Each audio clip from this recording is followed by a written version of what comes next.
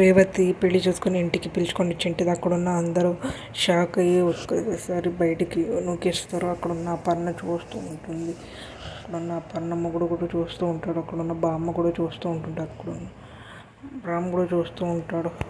రుద్రాణి కూడా చూస్తూ ఉంటుంది. అక్కడున్న అపర్ణ మన ప్రాణాలు ఉన్నంత వరకు నువ్వు ఈ గడప తొక్కకూడదు అని అంటూ ఉంటుంది.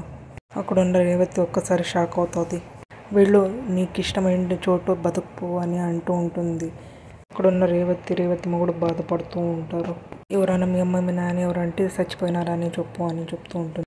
రామ్ గారు వాళ్ళు ఎక్కడున్నారో తెలిసింది, వాడు సీనుగడు ఎక్కడున్నారో తెలిసింది అని అడుగుతూ ఉంటుంది. సీనుగడు కనిపిస్తే ఫోన్ చేసి చెప్తాయి అక్క అని చెప్తాడు. అక్కడున్న రేవతి ఫోన్ చేసి రాజు హలో అక్క చెప్పు కానీ సీను రాత్రి వాళ్ళ అమ్మ దగ్గర మాట్లాడాలని అన్నీ చెప్తూ ఉంటుంది.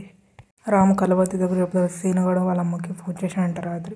వీళ్ళు ఇక్కడ ఉన్న పట్టుకుంటాను అని చెప్తూ ఉంటాడు. అక్కడ కలవతి సంతోషపడుతూ ఉంటుంది. పిలుచుకొని వస్తాడని యామిని వచ్చి రాజ్భవన్ని నా దగ్గర పంపిస్తని సీనుని పిలుచుకొని వచ్చి మీ చెల్లెలు ఏం తప్పు చేయలేదని అని నిరూపించి పిలుచుకొని వస్తాను బయటికి అని చెప్తూ ఉంటుంది.